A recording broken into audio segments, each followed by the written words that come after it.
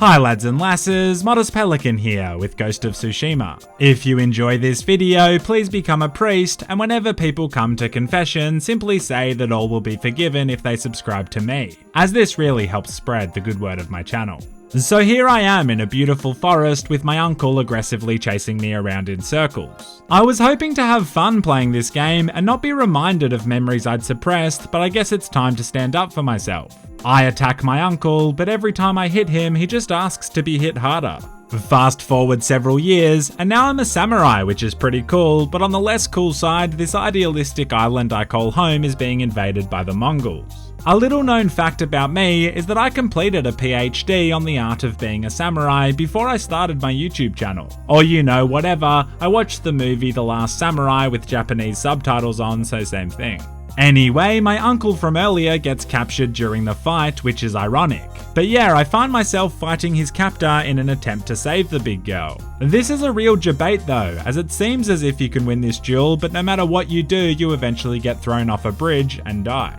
Well, implausibly, I didn't actually die as I wake up on the beach. The last time I woke up on a beach was because I drank too much and made such a fool of myself, my now ex-girlfriend broke up with me. I can't believe she ended things because I got a little tipsy. I was just living my best life. Or maybe it was because I had intimate relations with her sister, mum, and dad, but yeah, what an overreaction on her behalf. Well, at least I've got my trusty horse, and if this isn't cinematic, I don't know what is.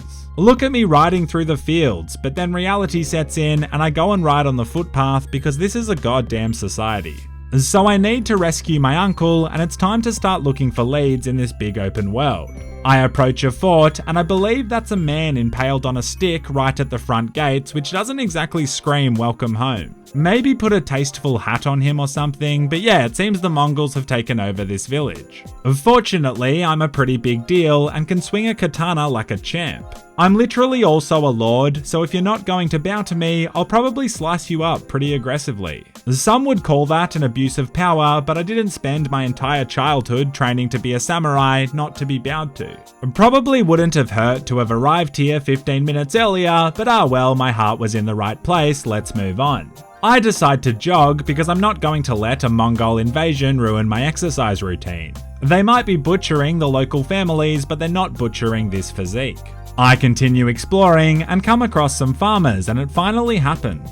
I'm finally shown some respect. Thank you for bowing, mate. I don't know if you didn't get the memo, lady, but I'm a Lord Samurai, so it's probably best if you bow and then you can get back to being a depressed rice farmer. I don't believe I stuttered, so I proceed to do what all good lords have to do sometimes. Unfortunately, it looks like you can't hurt the innocent, so I guess well played Sucker Punch Productions, you got me this time. Alright, look, I've got to get in character and act more like a samurai, so that this video can be ranked the #1 most immersive educational gaming video of all time. I have a friend who may have information on my uncle, so I decide to go and meet up with her. Who knows, she could be the positive influence I so desperately need right now, and wow. We're actually expected to live life according to the Bushido, the way of the warrior, and demonstrate complete self-discipline. I proceed to squat up and down on his lifeless body so that my nuts repetitively smack him in the forehead.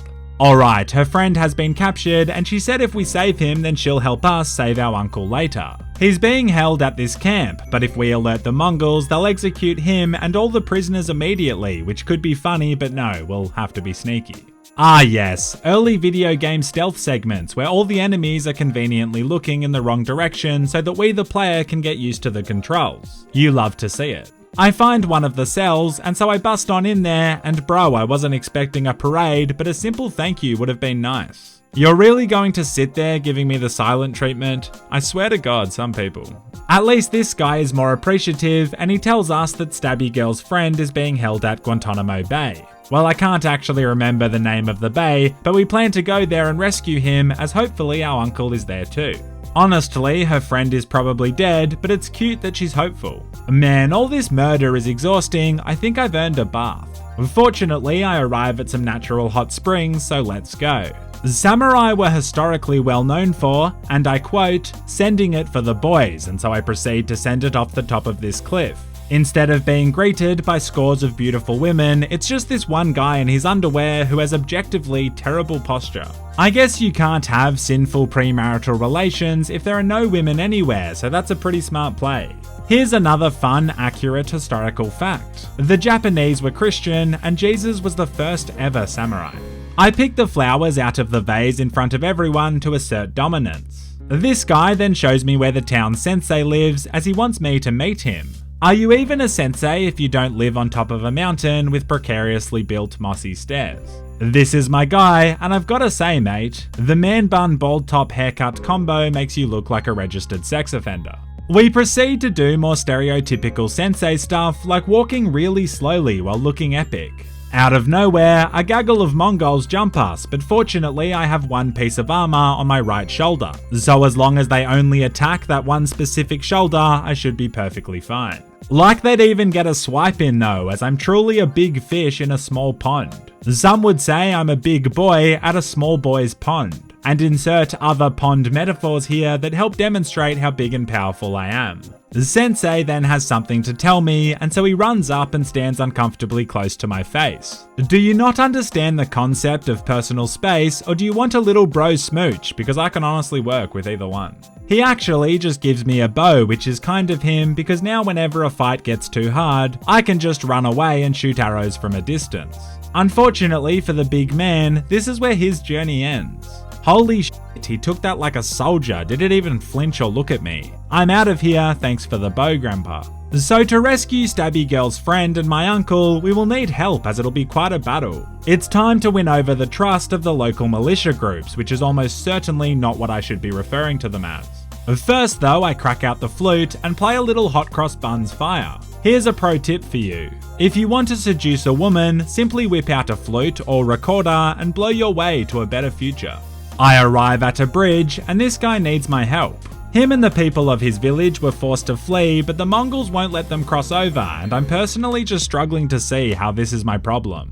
I do decide to help, but I don't care about his family, I just want the XP so I can upgrade my fighting abilities. This reminds me of the other day when this kid asked if I could buy him a 6-pack of beer, so I took his money and then punched him in the nose and walked off. There's no moral to that story. Anyway, the coast is clear, you may now cross the bridge, and I suppose the whole bowing thing has just gone out the window, huh? You're all peasants. I'm the Lord, you realize that? Now you're all crying, Jesus. It looks like the Mongols had you trapped, but in reality, you were all trapped by your pathetic little emotions. After witnessing the biggest sook of 1274 AD, I need another bath, and so I yeet myself down into the inviting river below. Is there nothing fresh water can't fix? I can't just swim all day though, as we desperately need more allies. I meet this lovely woman and assist her with renovating her home.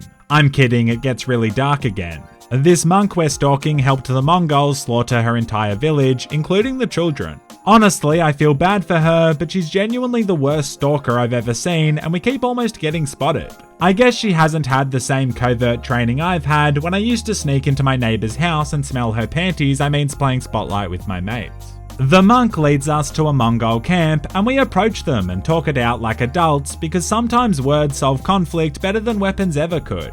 Kidding, we kill everyone again without even double checking that they were the bad guys, which actually seems pretty irresponsible. We have a quick chat and decide to keep the monk alive for questioning, but I guess my friend forgot because yeah, that's honestly pretty bad self-control on your part, big girl. I help her get revenge on the guys who killed her village because XP gains, and it looks like there's one survivor in this building. Do you want to come over here and slash this defenseless person up for no reason as well, you psychopath? Anyway, she says thanks, and that she'll join us when we raid the bay. Sweet. The art style of this game is actually so nice, but yeah, I come across some suspicious clues, also known as fresh corpses. Something went down here recently, and I detect this because if you look very carefully, you can see this guy is still alive and crawling around in agony. As a noble samurai, I think I'm meant to end someone's life who's suffering, as we always take the high road. I then run into an old friend who is the leader of the Straw Hats, which is pretty lame, but at least their son's safe. We're ambushed and have to fight our way out of this mess together. Through the power of friendship, trust, and me bumping the difficulty down a level, we emerge victorious. As a result, he and the other Straw Hats agree to help me when I raid the bay, which is nice of them. I will move mountains, fight armies, sail seas, and do anything else it takes to rescue my uncle so he can inappropriately touch me one last time.